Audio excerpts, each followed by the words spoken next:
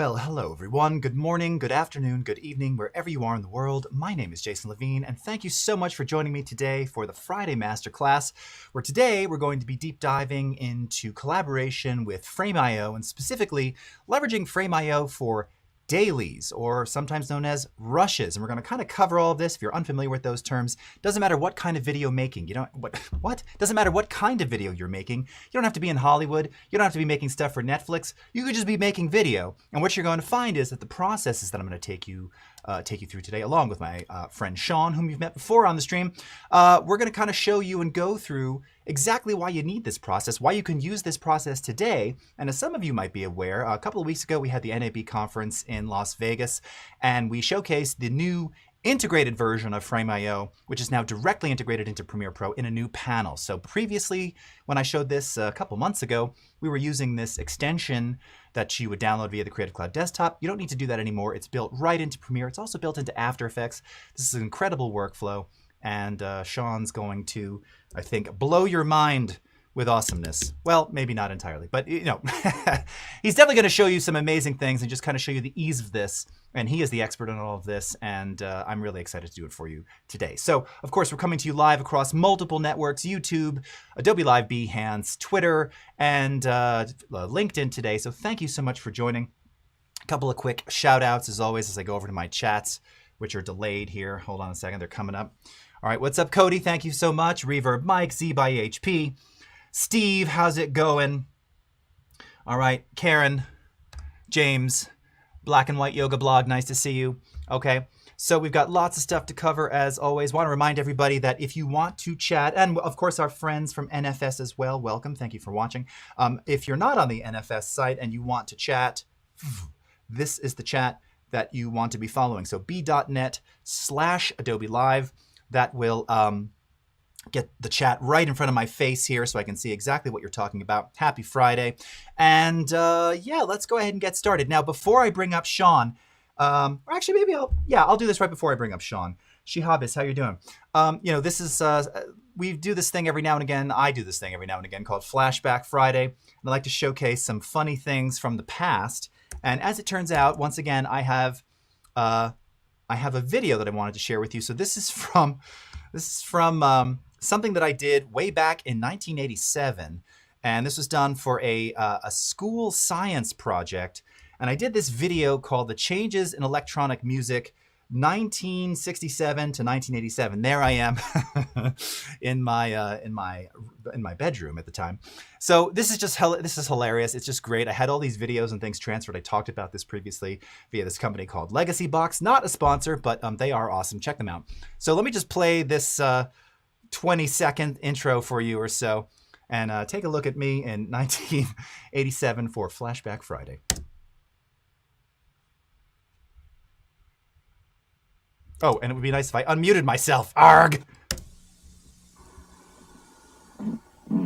This film illustrates the many changes that occurred in electronic music within the last 27 years.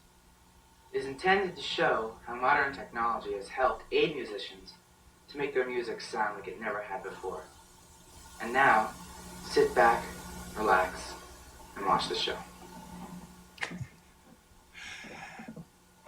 And as I pointed out to Sean, the fade to black that you see there is, of course, not a digital fade to black. That is my friend, who was the cameraman, turning down the dimmer in my bedroom. So old school, fun. You can see the old Mac Plus in there. All right. Anyway, hope you enjoyed that for Flashback Friday. We'll have a little bit more at the end of the show. Now, it is my pleasure to bring a previous Masterclass guest. You know him, you love him. He's an awesome dude. Sean McDaniel, fellow Adobe employee. How are you doing today, Sean? Doing great. How are you doing? I'm doing all right. You know, it's fun to rediscover these old videos. We were talking about that before the show. We both had kind of a similar history of doing video and media production, AV production in high school and stuff. And this is pre-high school. So yeah, it's always fun. Kind of puts me in a good mood. But primarily, I'm in a great mood because we're really going to get to showcase the collaborative, but more importantly, this concept of working with dailies. And really, for anybody watching, dailies are just what you shoot on a given day, raw, unedited, no color correction, just so that you can review all the content you have to make sure that it's kind of, working against your shot list or your storyboard. And you're going to kind of go through all of this and kind of evidence to people that doesn't matter what type of video you're making, you could be doing this. Yeah, totally agree. It's funny you bring up the Flashback Friday thing, because I was just telling you earlier that I had this similar program in high school broadcast, and we worked off mini DV tapes. So we had to manually go in and import each section and use login capture. And it's a tedious process. But I mean, in that process, you're creating dailies as you're ingesting each section of tape that you need. So this process has been around for a long time. Yep. But yeah, Frame.io, I think, has kind of streamlined that process a bit and made it a lot easier. And I think the biggest part is the collaboration aspect of it, because you used to not be able to do that. You used to not be able to leave notes on dailies and clips. You used to have to wait several days to get the film back from the lab and watch it in a screening room, and wait for somebody to actually physically take the reels of film to wherever it needs to go. So we've definitely come a long way. Or when you talk about leaving notes, I mean, I can remember, and I'm going back even a little earlier than you, because as I mentioned, we were actually using 3/4-inch decks, doing like assembly style edits, and there would be physical post-it notes on the monitor with time code going, yeah, this shot stinks, this is good, this one was blurry. Oh, and also for all of the fellow video archivist nerds watching, we used to shoot on, and I was saying to Sean, we shot on VHS, but I remember we upgraded to SVHS cameras. So we'd shoot onto SVHS, transfer to 3/4, edit with the 3/4 machine, and then bounce back down to VHS to be broadcast. So the quality was just awesome. just blurs in color. And lots of, lines and yes, a lot of RGB going on there. So yeah, fun indeed. stuff. Yeah. Okay. So I'll tell you what, why don't we get into it? We've got a couple more hellos. What's up, Eugene from Belgium? How are you doing? How are you doing, Jawad? Let's get into this. So what is the footage specifically that we're looking at today? And I know you're also going to kind of tease something that we also announced at NAB. We've got Michael, your colleague, coming up next week to kind of go more in depth with this, but a little something with the acronym C2C. Oh, yeah. So C2C stands for camera to cloud. And yeah, the announcements were pretty amazing. I'll let Michael kind of run the show on that, but just to kind of give you a quick little note, but this opens the door up for a lot of filmmakers. It opens the door up for a lot of cameras to be able to use this technology. Look, we want everybody to have access to this type of workflow increasement of being able to get your dailies out there, to get your footage in a central location where everybody can kind of tap into it and access it. And with our announcements, we kind of broaden that up. Obviously, we have an upgrade from Teradek, which is our original partner for camera to cloud, that allowed for proxies to be uploaded. But that required specific kinds of cameras with specific kinds of plugs to go into that Teradek in order to send those proxies out. But just this last year, we've got Atomos that opens up a whole wide variety of cameras. So virtually any HDMI camera can plug into the Atomos system and allow you to upload those to Frame.io using camera to cloud. And then for those of you that enjoy Filmic Pro, that was another latest announcement. We've actually integrated. Yeah, there you go, right on your mobile device. You go inside your settings, log in with Frame.io, and basically send your proxies right up to Frame. So no matter what camera you have, it is, because it opens it up for a lot. Because at first, I think it was tough to broaden that scope for a lot of users. But I think with this announcement, it opens the door up for many. So let's have that conversation on dailies, because it's a whole new world now. Let's do it. All right. So whenever you're ready to share, I'll pull up your screen. What's up, Jan or Jan? Let me know when you're sharing here. So again, now we mentioned Filmic Pro, and this is something that a lot of our certainly video users here on Adobe Live and elsewhere have used, and I imagine many of the NFS crowd as well. The amazing thing about this is it is exactly what it says. You're shooting on your mobile device, and then in that process, it is uploading a proxy to the Frame.io project, which, regardless of where your editor or person is, it's there when you're ready to start working. I mean, it's just there. And this is an incredible thing. and it doesn't require extreme amounts of hardware. By the way, is this supported? Is Filmic Pro iOS only? Is there an Android version of that? I don't know if there is. No, Filmic's on both. I think it's on Nice. iOS Okay, and Android. sweet. So. Sweet, Yeah. because that's even better. Are you sharing it? I'm not seeing your. I am. For some reason it's those darn security settings on the computer is needing me to do that. So let me see well, if then you're gonna have to bounce out and come back in. We're gonna have to say Probably. goodbye to you for a second. Yeah. All right. I'm sorry. Let me do okay. this real fast. We still love you, Sean. It's one strike, but still love you. It's okay. All right. Well, while Sean is tending to his settings. So again, now I'm going to just quickly, let me show you this because I've got the panel open. So here we are in Premiere Pro, okay? And this is the new Frame.io panel. Now it looks a lot like the old Frame.io panel. The difference is that now under the window menu, you will see that there is an option here, Review with Frame.io. So previously, as I mentioned, this was something that you would have had via the extension here, okay, that you would download via the CC Desktop app. No longer do you need to do that. Now, I've already logged in here. You can see my little login right there. You log in. I think it actually takes you to a web version as well. And then everything is rocking, and then you're connected. And Sean's going to kind of go through that whole process of how we can then, bring in other people and begin doing other things with this. And there is Sean. So let me go back to me. All right. Cool. All right. I see your screen now. Yes. Very good. Okay. We should be good to go. Yep. We're in. All right, Sean. All right. I'm not sure where you left off, but I know you mentioned a little bit about Adobe being integrated, or Frame.io being integrated within Premiere and After Effects as well. So for any animators in their audience. But yeah, it is fully integrated in the application now. Now, if some of you downloaded the panel before, it's very similar access. But now that it's part of Premiere, you just simply need to go into your window, go under your workspaces and choose Review.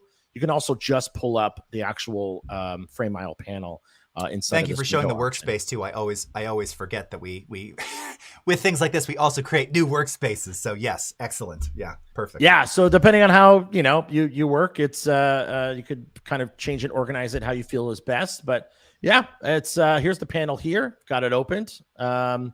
And we can access all of my projects right inside Frame. I'm sure a lot of you have seen this process before, but I want to go into the actual dailies look inside of Premiere.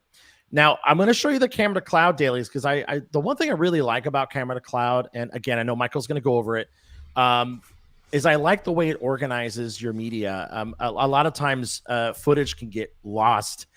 It can get misplaced. And if you're not keen on keeping that stuff organized right at the front, it can be a mishmash everywhere. And I'm sure, if you're working on a shoot that's got multiple cameras and you've got a lot of different things happening on that production, the nice thing about camera to cloud is if all your cameras are on C2C, they're organized by shoot date, which is pretty standard for how DITs kind of do it now. And once you go into that folder with the date in it, it actually breaks out each device separately. So I only have one camera in here right now, but I'm sorry, I have two cameras in here. I didn't realize that. Sorry. Oh, nice. So if I have multiple cameras, no matter what system, I can have a camera on a Teradek, I can have a camera on Atomos, I can have Filmic Pro growing. In fact, at NAB, we had virtually every camera that was on the floor that was connected to Camera Cloud in a single project. And you can actually see all of them broken out into this space. But once I enter that camera, I could see all of my shots in here. Nice and organized. It keeps the same file name, and then of course it keeps the same time code so that you can relink or conform or however your workflow process of getting your hero edit out will be. But all that information, all that metadata is in these files so that you can do that process later. But awesome. the big kicker is the collaboration portion. And actually, if you want, you can go into any one of these clips and leave me some feedback. I'll say I just shot this, and you're remote. Maybe you weren't able to make it, or maybe there's some personal reasons why you couldn't be out there. Maybe you still want to be able to see the footage. All right, I think I'm going to do that right now. Now, go ahead. Yeah, I was going to say, now while I'm doing this, of course, maybe you could just show very quickly how you bring people into a project. I was just going to say, while you're doing yeah. that, I'll actually show you how I. Okay. So how I invited Jason earlier to this project. I can invite Jason or anybody I want into my project as a collaborator, and I simply just need to go up here on the top. I can see my other collaborators here. I can click on their name, and I have this little nice drop down list here of folks that are already in this project. But I can easily just click on this Add Collaborator button, drop in their email. So just name@email.com. Once it shows it's a valid email type, just click on it and I can add that user in. Now, if you already have a Frame.io account, you'll just be prompted to log in. You'll get a notification via email. And once you log in, you'll have access to that project. But if you don't have an account, what it'll do is it'll create a free one for you. And then you'll be able to access it once you've created your free account. So, yeah, that's pretty simple. There's not much more to go on that. That's it. Love it. Okay, so as you were talking and explaining, I have since left a couple of comments. Yes, and on I a do particular piece of footage. Yep, and I see that right here. Normally, I would look at my notifications. I could see right here, Jason Levine just left a comment just now. So it works. Amazing. It's real. So I could simply just go in here, just click on it. Now I can see Jason's comments right inside of the panel. If this was an edit and I was linked to my timeline, I can actually click on these and remove my playhead. But since this is just a individual clip, I won't have that feature. But yeah, I could see my comments right in here where they correlate on the actual dailies itself. And I'm doing this all inside of Premiere. I didn't have to go into the web app. I didn't have to go somewhere else. And I think this kind of keeps that creative workflow really fresh because you've got media right there. Let's say you've got an editor already working on it. They can go in and say, hey, we need to adjust this, or that's a little blown out. We need to go in there and fix that. So I can actually just go in myself if I want to. This is a little blown out. Even hashtag it. Let's say, I don't know, let's go for the DP. Let's go for that. And I can even leave a little annotation. Little arrow, change the color. Boom. Posted. And it's done. I'm copying your noises, Jason. You do these little, little sounds. Right. Yes, I know. No shortage of those. And just so, you know, and again, back on my system, I'm seeing these as well. Here, I can even switch over to my screen real quickly. Not that people really need to see that, but just to kind of show the immediacy of this. Hold on, I'm just going to pull out your screen for a moment and switch over to me. So again, here I am inside of my Premiere, and there's Sean's comment right there.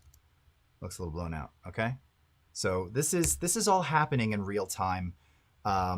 It's pretty stellar. And now again, at this point, like you mentioned, we're sort of going through individual clips, individual shots. Ultimately, another sort of function of the daily is you might do like a string out so that I'm kind of watching all of these in order against a shot list or something too, right? So there's a lot of different ways that you can leverage this process, but I think that the main idea is, and you said it best actually just before the show, it doesn't matter what kind of stuff you're doing, you have to review what you shot, period. And if you're working in any kind of, working with anyone else, let me put it that way, how amazing is it to be, hey, Sean, I'm here, you're there, we're in different states. Let's just do this.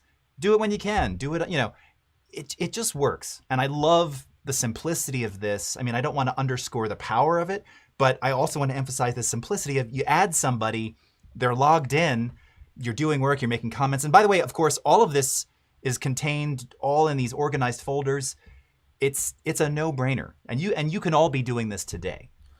And even if you're not doing camera to cloud, you still can upload your files, right within inside of Premiere. You can go in and upload your files directly from your computer. So if you've got a DITN set, or, my memories of doing my own shoots sometimes back in the day was having a hard drive on a computer and just clicking and dragging those files from your card right to the hard drive. You can upload those files right up here. If you've got enough storage space for your OCF media, your original camera files, you can upload those. Otherwise, you can make your own proxies and upload those to Frame so that you can have this connectivity no matter what. If you don't have a Atomos, or you're shooting on something and you don't have a tear deck, I mean, you still can do this Dailies process without camera to cloud as well. Right. I love that. Hey, now I've got a question for you. Eugene is asking. Now this might be more for someone on the marketing side, but he's asking. He's got a CC corporate account. And Eugene, you may have to clarify. I don't know if do you mean an enterprise or Teams account, or is it still a Creative Cloud individual account? You need to clarify there. Can I log into Frame.io with a different personal account and carry on working in CC? And I think the answer would be, if you're added, it's based on your email, right? It doesn't care what type. Does it care what kind of account you have? Could I share this project with someone who might be using CC Teams or CC Enterprise? Do you know? No, because when you invite somebody to your account, you're inviting them into your space. And right. So it doesn't matter then. It doesn't matter. So if they can have their own account, they can have their own free account. The workflow can work with each other. Now, if you want to have that person store their own storage, let's say you invite another let's say I invite you, Jason, and I want you to store stuff on your account. If you don't have enough storage space, that might be a little difficult. You may have to upgrade to a plan that will accommodate that. But if I'm inviting you to my space, you basically just have access and a peek inside what is available on the project based on your role, whether you're a collaborator or a team member. You know, you get a little more freedom as a team member, but as a collaborator, you're usually specific to just a single project that you've been invited to. But no, that doesn't matter. And you can have multiple accounts, you know, like it's if you've got you know, different companies or different productions and you want to change that up, you could do that. But if you have an enterprise, I guess we need to clarify if he has enterprise with Adobe or with Frame, because with Enterprise Frame, you can have multiple team management and a little bit more abilities to, you know, break out your account a little bit more security wise and things like that. So you get a little bit more options on an enterprise plan with Frame. Right. And this you're talking about, right? Currently, the sort of call them storage plans, right, are a bit separated right now between how you handle the Frame side and just your general Creative Cloud storage and those things. Yeah, Creative Cloud and Frame.io storage are definitely separate, but the bottom line, you can invite each person into your space, or they can invite you into their space. That's awesome. All right, so now you know, maybe show me some of I think this is a question that a lot of people have, right? So you get these things, you get these comments. Ultimately, you want to put this stuff in a timeline, and then maybe you want to act upon those changes in the timeline. So what does that process look like? You know, basically taking the footage from Frame and bringing it into and making a project out of it, or doing a project. Absolutely. Again, we don't have to even leave the app. We've got the camera here. Oh, actually, I can go on that in a minute. I get excited, get ahead of myself.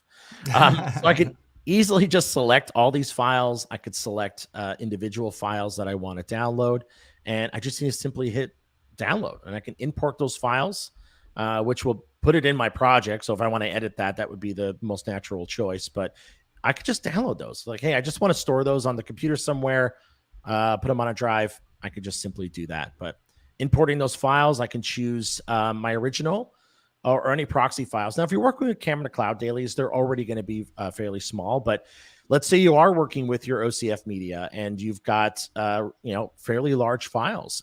Well, when you upload those to Frame, we do generate proxies from those. So if you want to do an offline edit and kind of not put so much strain on your computer, depending on what format you're shooting, download those proxies. You know, do your transcode through Frame, upload your OCF files, let us make the proxies, download those, edit them. They could be swapped out at a later time. But yeah, if you're using camera to cloud, I would definitely stick to their original files. They're pretty small as it is. Right. And now, so just on that though, so for a little more clarification. So I'm shooting via Filmic on my iPhone. Mm-hmm. It's automatically creating proxies. So just to clarify, when it comes time for me to do an actual export of this, how is what do I have to do anything to have the master footage? In this case, like I'm shooting ProRes 422 HQ, 10-bit Rec 2100. Do I have to do anything to attach it to the native media, or is that upload it's doing both in the process? No, for Filmic Pro, depending on what format you're shooting, if you're doing a larger format like that, we still do H.264 proxies within Filmic Pro. But with the original media, you just follow the same steps on Filmic to get that into your computer. Basically the same way you would do it on set now. If you're shooting with a Red or you're shooting with a DSLR, you'll still have to take those original files and put them somewhere on your machine. Okay, so I have to manually transfer those and then connect. So this is, again, I'm asking now for the process here. So I want to connect these master files to those proxies. What does that look like? Yeah, I mean, there's a couple different ways to do that. You could basically, edit your timeline with your proxies. You can export out an EDL list and basically rebuild your timeline. That's kind of like a conform process to do that. So you take your original proxy files. You basically, you take your OCF media, bring it into your project with your EDL list, and it'll basically recreate that timeline you made with your proxies. Or you can also do kind of a relinking thing. So you can basically disable the clips that you have in Premiere and then relink them with the hero media. So you've got different options no matter what, however you'd like to do it. And that's the standard relinking process that we use today, right? It's nothing. It's not something new or unique to this, leveraging the frame content, correct? Oh, absolutely not. And I think a lot of folks have been doing this for a long, long time. So that process isn't going to change. It's just that the convenience of having your dailies immediately from set into the camera, into Frame.io, and then having the ability to collaborate with those clips and to leave notes and to, for a while there during COVID, the directors and producers weren't even able to be on set. So being able to have that remote, but I think that opened up a whole new door of possibilities. Like kind of post-COVID, it's like, actually, there's a lot more we could do with this than we realize. There's even a new announcement we came out with is the Apple TV app that we have now. And if clients need to kind of be a fly on the wall on the set, you could set it up and have the dailies play back right on the Apple TV. And they could be anywhere. They could be at home. They could be at the office, wherever they need to be to view those. They could be wherever. Nice. Talking about what you were just saying about, directors and talent not even sort of being able to be in the same room. Kelly Lyon, who we had on last week, who was showing, she's done some amazing edits for John Mulaney's comedy specials and a bunch of other things. And she was talking about this one, the name is escaping me, but it's a recent Amazon production, all these amazing comedians. And the entire thing, it's all these comedians in a room, and it was started at the peak of COVID 2020. So everything had to be, there was, one camera person and the talent were the only ones there during the shoot in like a, not a ballroom, but like a small comedy room. So everything was composited in after the fact. So she was, being the editor, getting all of these dailies, all this green screen stuff and in frame and going, okay, yeah, and basically, again, looking at the raw media and going, all right, yeah, the shot, this is going to work. Or I don't know if, really having to use this kind of review because you had to envision what it was going to look like because no one could actually be together, right? Everything was composited. Nothing that occurs in this film, including the laughter and the reactions, all of it was acted, fake, really, right? Because no one was in the room together, and it's comedians, so they're making people laugh and guffaw, and all of these reactions had to happen in isolation and be brought together afterwards. And she was talking about the sound design too, how it was so valuable to have, again, not just the raw material, but she would often get raw plus, added or secondary sound to, again, see if it's going to work at the edit. Like, oh, okay, we're going to need bigger laughs. We're going to need more here because otherwise it just feels so sterile, And she said she couldn't have done it without frame. Well, I think, on a technical aspect, it's incredible. But I think on a creative aspect, it's huge. And a kind of something that kind of goes along the lines of that. We just did a shoot back, was it right before NAB? I think like 3 weeks before NAB, we did this really huge launch video that's out now. It's our NAB launch video that we have for all of these new announcements I'm just telling you about. Our editor was on set, but the fact that we didn't have to go through a transcode process to get those into the editing room really allowed the creativity to work. And what I'm getting at is that ad required a lot of matching shots between mobile devices and large video screens, and the camera actually had to go in and match a shot that we had to shoot on a different setup. And the fact that our editor had the ability to see those dailies live right there in the edit and put those two clips together to see if that matches up with the movement, they're doing that while the camera's still in the same camera setup. So not only on the technical side and collaboration side is that amazing, but also allowing you to be more creative and do those really complex tracking shots or matching shots and really make it dynamic, because you've got that feedback immediately. You got your editor, they could be wherever, they didn't have to be on set, but the fact that you're still in that same camera setup and you've already got it in the timeline is it just opens up so many more doors. Right. So if we can, let's take a look at, again, if you've got a timeline, if we can maybe go from some of the footage I just commented on, like, what does that look like? And then what does it look like once let's just say we're going to now work with these proxies, but we're going to do exports or do something to these clips, maybe color correct it and upload. Maybe you could show that and just show what that looks like to, again, create a new version and then, have that appear so that I can then comment on that or, again, be in that part of that process. Sure. So I've got a kind of a V1 here. This is just raw camera to cloud dailies. So there's no color. There's nothing attached to it. I've already done the edit. I've done all my music and everything. And for sake of time, I can actually just choose kind of an in and out point here. But let me show you something kind of clever. I'm going to clear my markers. Boop. See you later. And let's say, all right, let's go with the blown out clip just so we can like meat and bones here.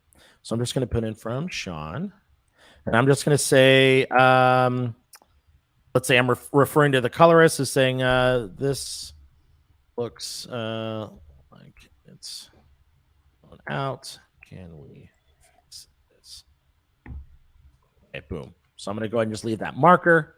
And I'm going to go ahead and go back up to Frame.io. I'm going to choose upload. I've got an active sequence. Of course, I can upload, files from my computer or the bin that's in my browser. And somebody mentioned earlier about project files. You could upload the project file right here, so you could share that with other editors or somebody else that's working on the project. And I can quickly go in and change the name and version. Let's just do Web 1080 to make it easy. Now, I selected in and out points for sake of time, just because I don't want to do the whole export. Sure. Yeah, we don't need to render the whole thing. Yep. But I could do a whole sequence, or if I'm on a work area, I could do that. And of course, I could save that rendered file. But once that's ready to go, it's going to take a few moments here. I got a media encoder needed to open. But once that process is done, it'll pop into Frame. It'll give a notification for everyone, including you, Jason. Okay, excellent. I'll be waiting for it. Once you get that notification, you can go in and start making some magic. And then I can also show the linked timelines like I was talking about a little bit earlier. Awesome. Okay, we're going to let that happen. All right, so while that's doing that, so Eugene's asking another question. I think I know the answer to this, but he's asking if Frame integrates with team projects, or are they separate beasts? Team projects and Frame.io are a little bit separate beasts. We do actually have a really interesting integration with Adobe Productions, and that works out really well with Frame.io. Now, if you're working with a lot of editors and you're working together like on a project, and a lot of people are tapping into it, Adobe Productions seemed to be the one that really helped out with that, especially for our NAB launch video. Now, I wasn't in that process of that workflow, but our editor, Sarah, has got a few talks about it. In fact, we did a stage presentation at NAB talking about just that. So if you're able to look on the Adobe Live section inside of Facebook, you should be able to see that live stream. And she actually talks about that whole process of how they were able to make that work from set to edit to delivery. But nice. Adobe Productions and a little bit of Lucid Link in there as well, just to make that world kind of work a little bit better. Awesome. Okay. Ooh, and I see it appearing in Frame there. And I see, hold on, I'm going to pull your screen out for just one sec. Click over to me. And it appears, oh, there's two. So here's a little notification. And if I go up here, Sean McDaniel commented, Sean McDaniel uploaded. Aha. So if I click on this, presumably, it takes me to that edit. Yeah, and as you could.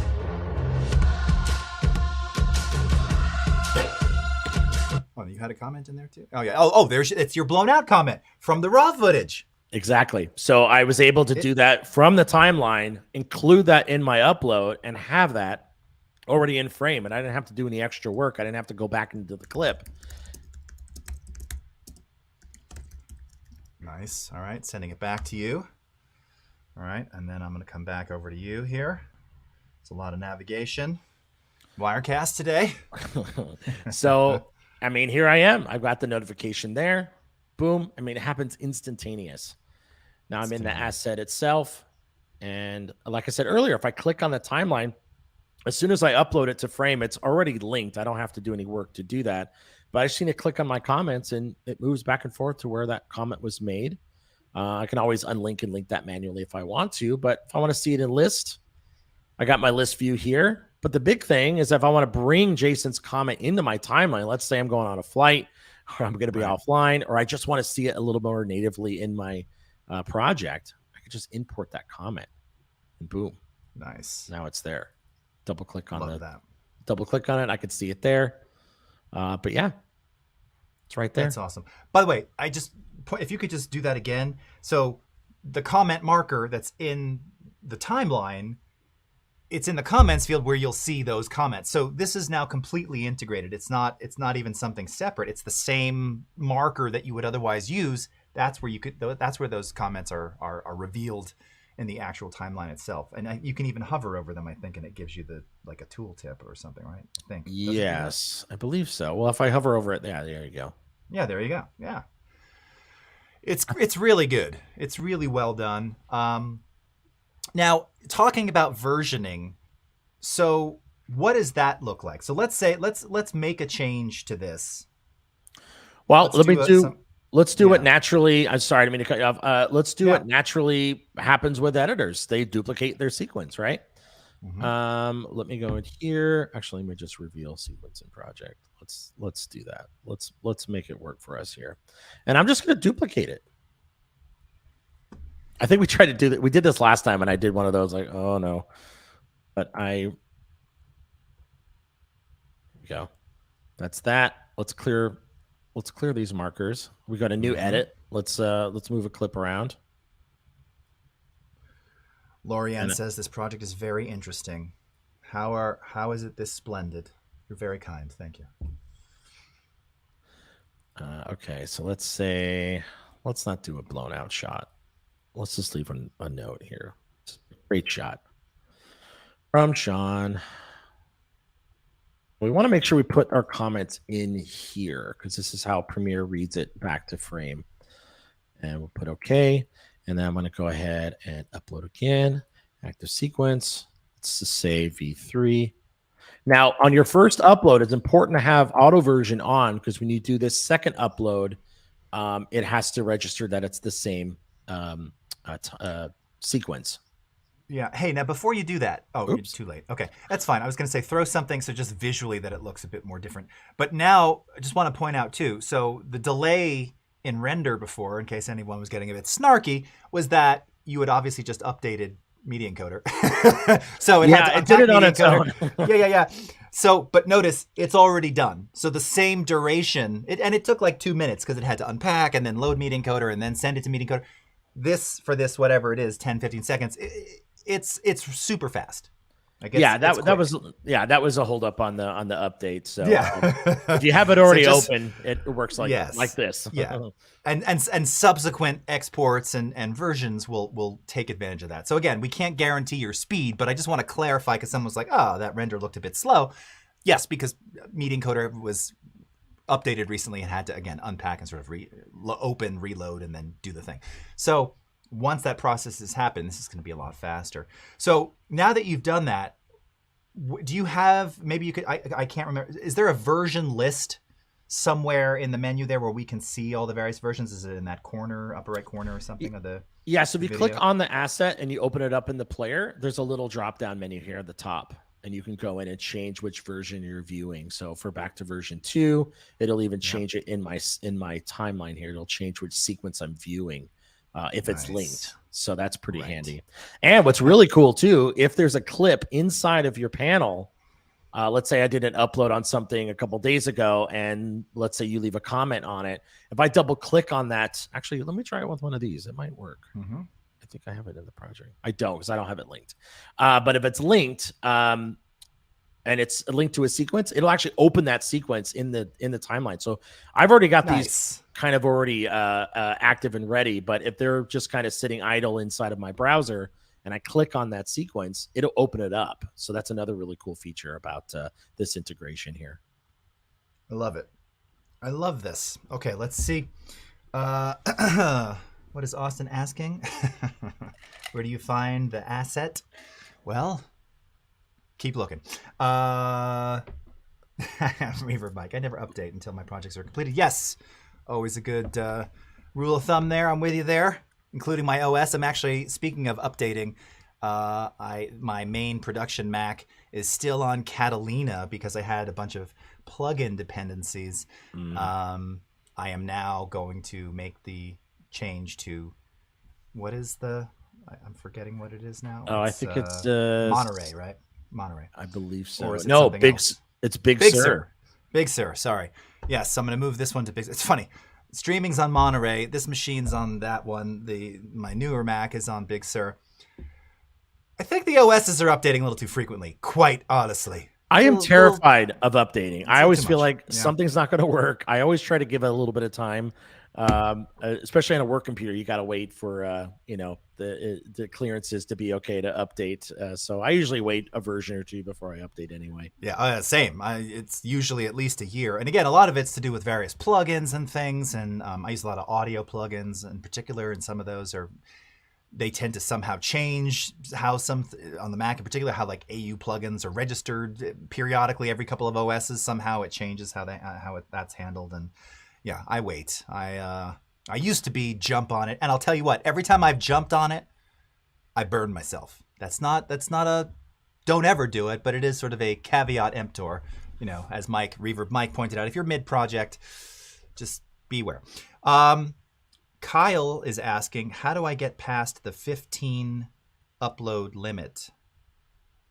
I don't know. So it sounds like exactly. It sounds like Kyle's. It sounds like Kyle might be on a free plan.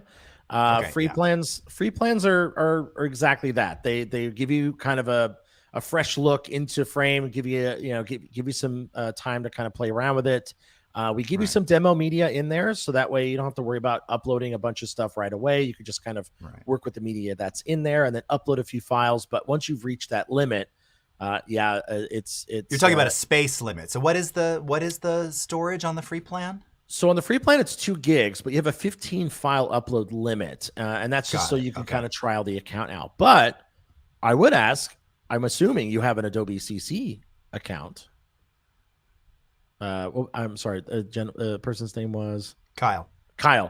If you have an Adobe Creative Cloud account, you should have a free Frame.io account included with that, and that gives you 5 gig or 5 project. I'm sorry. I did this 100,000 times, and it's 5 gigs, 2 users, 5 gigs. No, I'm sorry, 100 gigs, 5 projects. I thought it was more than that. Yes, and then it's enabled for Camera Cloud. So if you've got Filmic Pro, or you already got kind of a Camera Cloud setup, you'll have that available. And the Camera Cloud is not available on a free plan. So if you've got a Creative Cloud account, take advantage of it. Sign up with that free offer. Okay, so you shouldn't have a 15 file upload limit if you are a Creative Cloud member already. Then. No. If you've got a Creative Cloud account and you were offered that plan from Frame.io, log in with that and use that plan for sure. Nice. Yeah, there's no limit on that. It's only a limit on how much storage you have, which is 100 gigs. Got it. Okay, nice.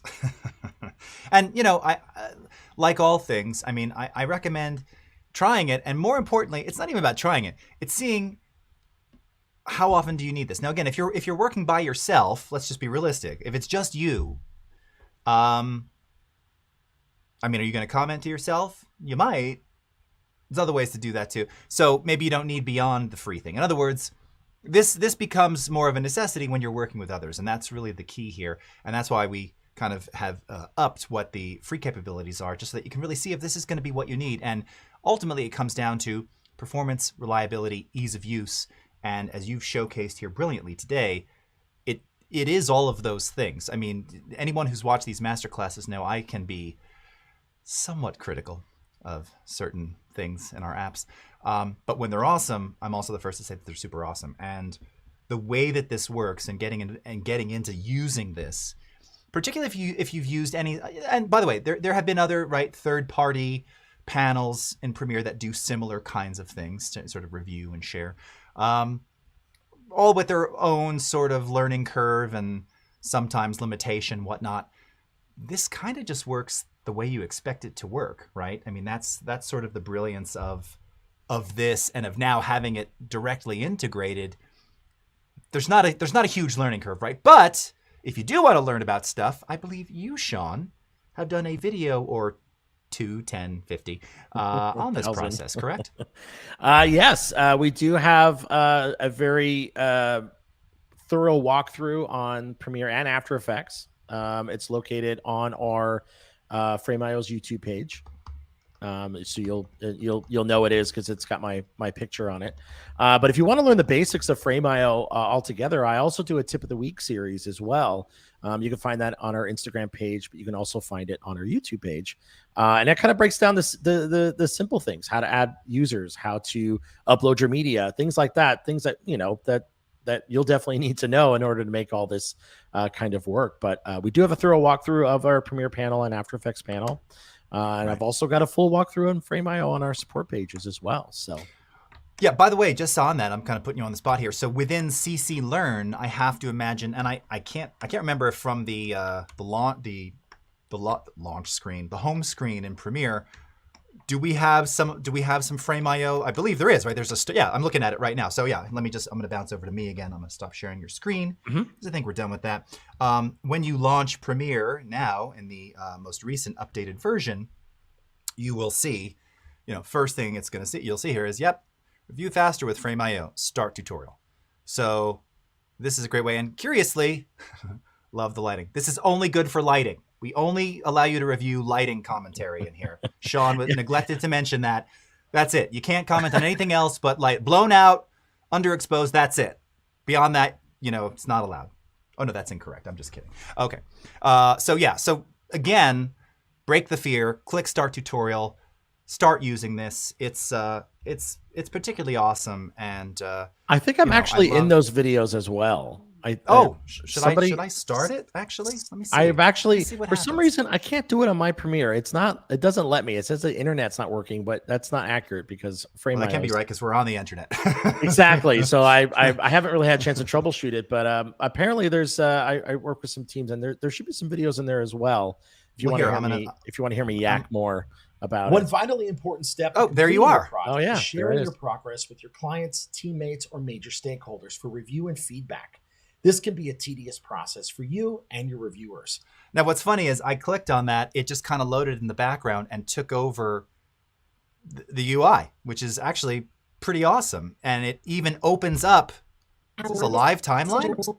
What? Yeah, I think they give you a demo. Yeah. They learn What? What? That's the best in-app freaking tutorial I've ever seen. What? And here's my thing, which is now struggling to play. That's incredible, dude. That's awesome. Wow. Again, kudos to the Learn team. Very well done. Yeah, they did a great job with that. I remember I did a bunch of videos and I was like, they live somewhere. And then somebody had mentioned that I was on those, and I have yet to see them, so I haven't had time to look at them. Well, when you've been here as long as I have, I've heard that many times too. And they're like, "Oh, did you see them?" Like, I didn't watch myself. I mean, there's a level of narcissism, but no, I don't look at myself within the app. I assume some of them are still. I think there's some really old ones in Audition that are pointing to me, but I don't think they're in app quite like that. That's actually awesome. I've seen the walkthroughs. It's interesting, right? I haven't clicked on these in a while because in After Effects we have similar sort of step throughs that are like animation style. This is, oh no, you're still in the app. Here's a timeline. You're still working on whatever you were working on, but here's something else. That's awesome. So want to emphasize too, especially for our friends over at NFS who are kind of new to Premiere or new to these workflows, check out the Learn tab. You can, find it under the window menu. I think there's probably a learning workspace. There is, and emphasizing workspaces there. A lot of things, if you just start looking and poking around, you're gonna find these things. Great stuff in there. Sean, we're almost out of time here. Any other final thoughts around this, around Frame and kind of getting started with this? Best thing to do is just dive in, just get started, start uploading files. Even if you're not, if you're kind of a smaller crew and you're working kind of on your own, the ease and simplicity of having your dailies right in your pocket and being able to look at those through the iOS app and see what you're shooting and working on instead of going to a computer or camera. I mean, just dive in and start working with it. It's a powerful application, and it does more than just your dailies. You can, leave comments, you could send out reviews, you could send out reels.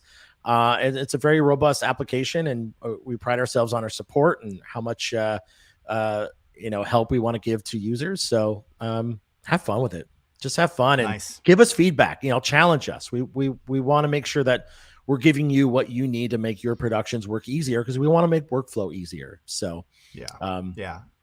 And I think that's huge. That's a big thing. And I know, listen, we got a lot of stuff via Adobe Care and everything else, but he's very serious. And also to point out, if you're also using the Premiere Pro beta, which all of you as Creative Club members have access to, so all of the video and audio products, Premiere, After Effects, if you launch those betas, you can actually, from within the app, see what's new, what's coming, and leave feedback and suggestions.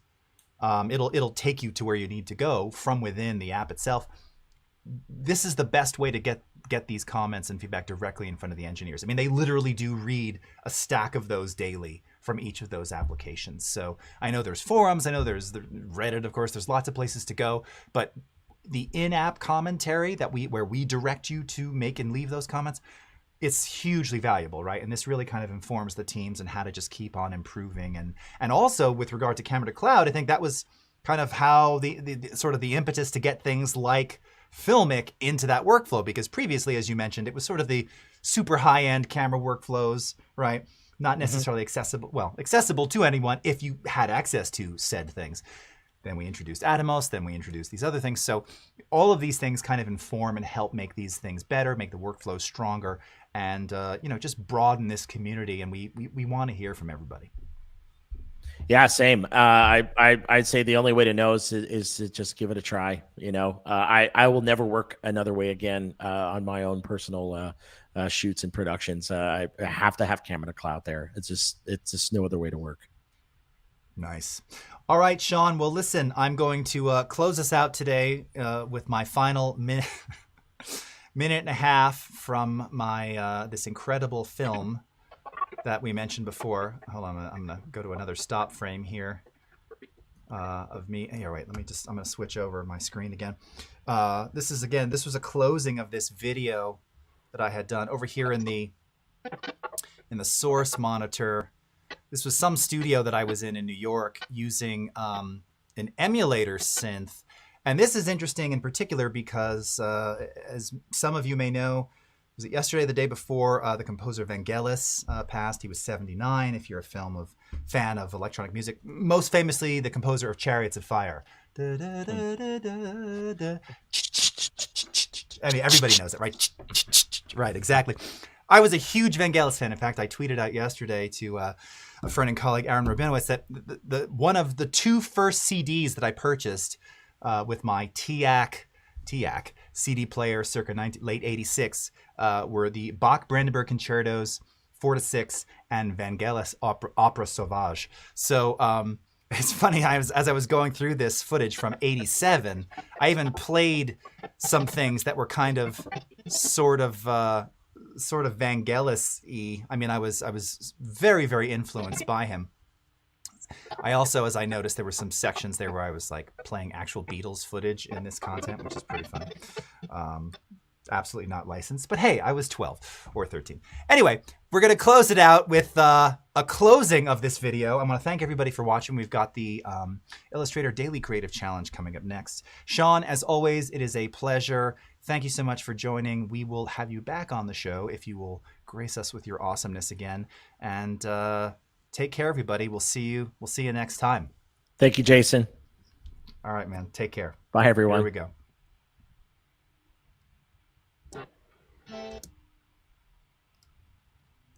Oh, I keep muting this. God, I really stink at doing this. One more time. Jim Morrison, Billy Joel, Vangelis, Michael Jackson, George Michael, Bon Jovi, The Doors, Robert Moog, Moog Synthesizers. And with that, I'll give you a little special ending right now.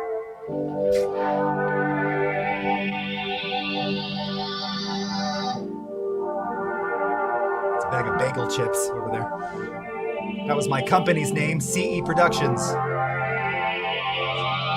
Playing the synth behind me.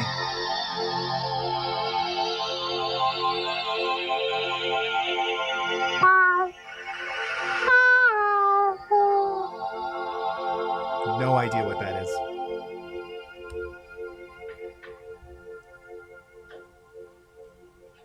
And fade to black.